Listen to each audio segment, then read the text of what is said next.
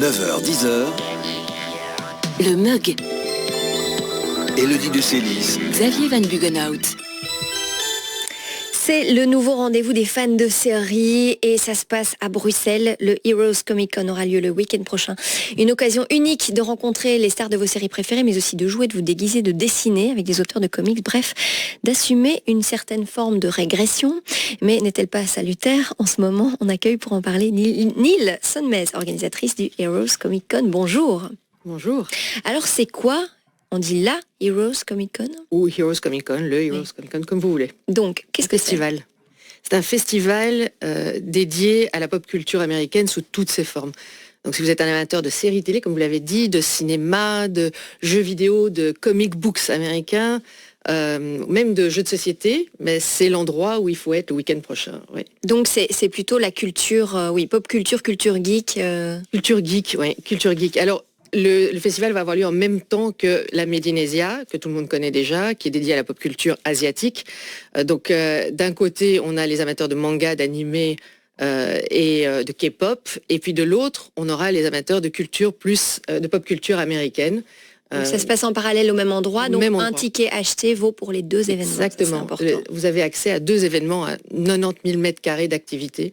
Donc c'est un méga festival de pop culture qui aura lieu pendant 2 jours. Moi, ça m'a surpris que les deux... Alors, c'est la même société qui organise les deux événements, Medinesia d'un côté et Heroes Comic Con. Ça m'a surpris que les deux événements aient lieu au même moment. Je me suis dit, tiens, sur le même week-end, il y a un tel public que vous attendez qui va répondre présent? Oui, je pense. Et puis souvent, ce sont les mêmes personnes qui ont ce genre d'intérêt, qui ont un intérêt combiné pour la pop culture asiatique, la pop culture américaine. Et puis, il y a parfois des amateurs qui ne sont pas les mêmes et qui vont peut-être découvrir aussi, on a des amateurs de séries télé qui vont avoir peut-être des choses à découvrir du côté de la Medinesia et inversement. Donc, je pense que c'est très, très complémentaire. Et puis, il y a des synergies dans les deux événements. Donc, c'était intéressant. On a une expérience, on organise déjà des Comic-Con à Gand, et on organisait la Medinesia depuis des années. On s'est dit, tiens, mettons notre expérience en commun et faisons un méga festival. Ouais.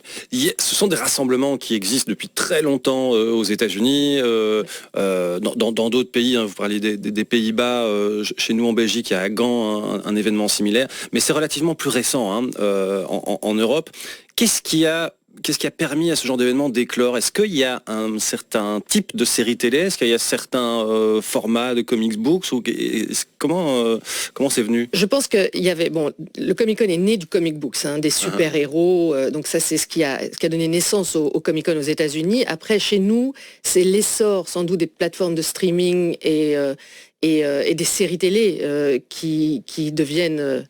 qui font partie intégrante maintenant de notre culture, de notre pop culture, avec peut-être un petit peu un déclin du cinéma, et qui fait que les gens ont envie de rencontrer ces héros qu'ils côtoient tous les jours, parce qu'on passe tellement de temps à regarder ces séries chez nous qu'on a envie de les rencontrer, et on passe de l'autre côté de l'écran en venant dans un Comic-Con. C'est un peu ça qu'on leur offre. On leur amène leurs héros, et ils peuvent les rencontrer, faire des photos avec eux, les voir lors de panels, et c'est ça qu'ils vont faire ce week-end.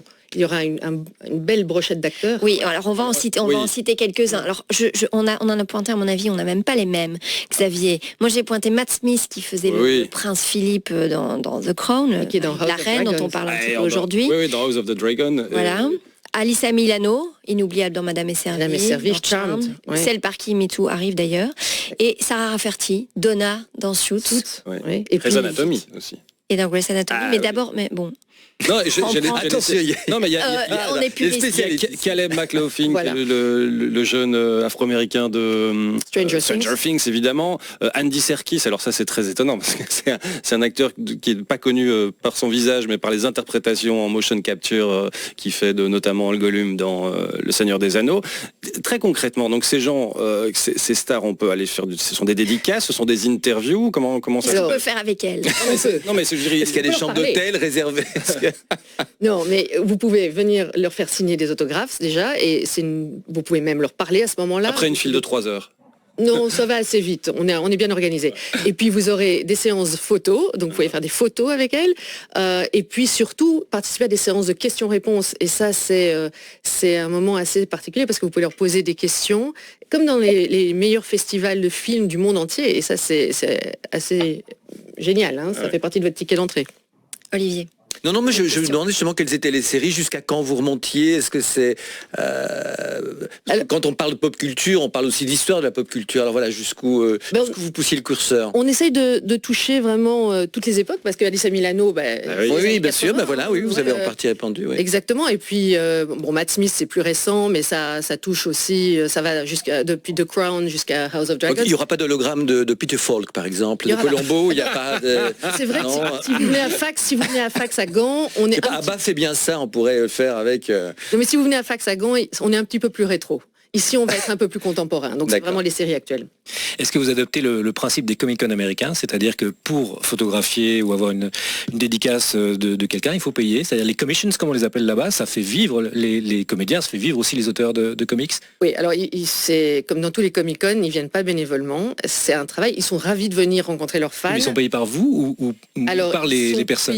Nous, on leur garantit un revenu, donc voilà, je vous donne tous les secrets, on leur garantit un revenu. Maintenant, ils vendent leurs autographes et leurs photos. Les séances de questions-réponses sont absolument gratuites, mais oui, ils vendent leurs photos et leurs autographes et les prix sont fixés en accord avec les agents et c'est en fonction de la notoriété. Donc c'est proportionnel à la notoriété de l'acteur. Donc c'est vraiment comme aux États-Unis. Nous, en tant qu'organisateur, on ne gagne rien du tout sur les autographes et les photos. Au contraire. Une photo avec Alyssa Milano, ça va me coûter combien? De mémoire, à peu près. C'est 70 €. Mais vous pouvez être deux sur la photo. Oui, mais vous pouvez être deux sur la photo. Donc voilà. Ça revient. Non, mais moi je vais être tout seul avec elle. Alors ça va vous coûter le prix plein, Xavier. Oui. Bon, vous faites des économies cette semaine pour aller assister à cette Heroes Comic Con. C'est donc les 24 et 25 septembre à Bruxelles Expo. Mais le ticket d'entrée, on rappelle, vous permet également d'aller à Medinasia. Merci beaucoup, Nilson Mez, d'être venu nous en parler. Merci beaucoup à vous.